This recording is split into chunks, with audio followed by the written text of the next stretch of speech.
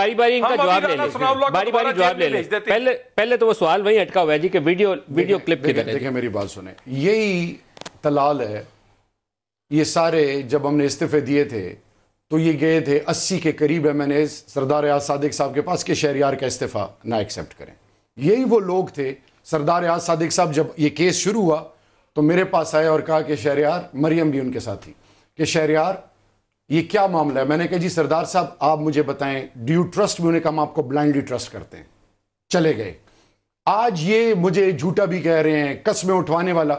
ایک جگہ مجھے بتائیں جو میں نے قسم کھائی ہو۔ آج اب آتے ہیں اس کے سوالات پہ۔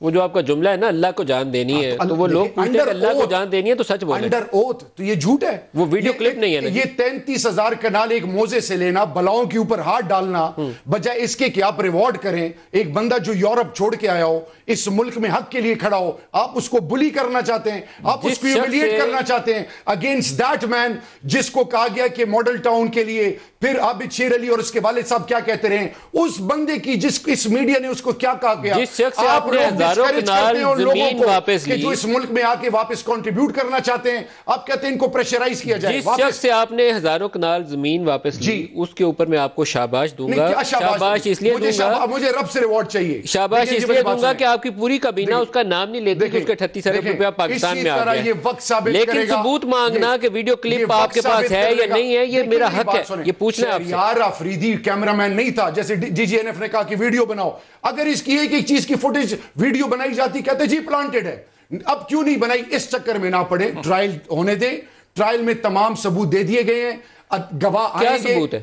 میں بتا چکا ہوں تمام چیزیں، اب کتنی دفعہ پوچھیں گے؟ دوبارہ دہرا دیں، ہو سکتا ہے میرے سے مسٹیک ہوگی، میں سمجھ نہ پایا ہوں۔ دیکھیں میری بات سنیں، آپ جتنا سمجھتے ہیں شاید ہم میں سے کوئی نہ سمجھے، کیونکہ اللہ نے آپ کو یہ کرسی اس لیے دی ہے کہ آپ ایک پروگرام کرنے والے ہیں، آپ موورز اینڈ شیکرز ہیں، اوپینین ڈیولپ کرنے والے۔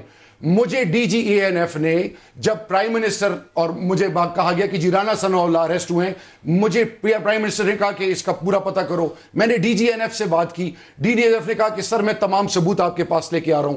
فیصل آباد میں نے کبھی افغان کا نام نہیں لیا، میں نے یہ کہا کہ 85% all sorts of drug Afghanistan سے 50% پاکستان انٹر کرتے ہیں، 35% سینٹرل ایشیا کرتے ہیں۔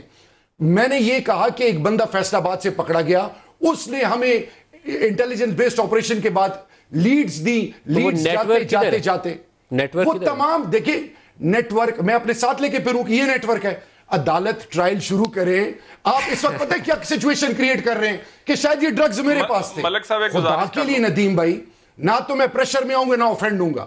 آپ کو ایک چیز میں بتاؤں، یہی تلال تھا جو کل تک میری تعریفیں کرتا تھا، آج یہ بندہ کہہ رہا ہے کہ یہ قسمیں کھا رہا ہے۔ اس سے اٹھائیں کہ ماضی میں آپ اور پورا PMLN کیوں کہا گیا تھا کہ he is the rising star of the parliament 5 سال بعد؟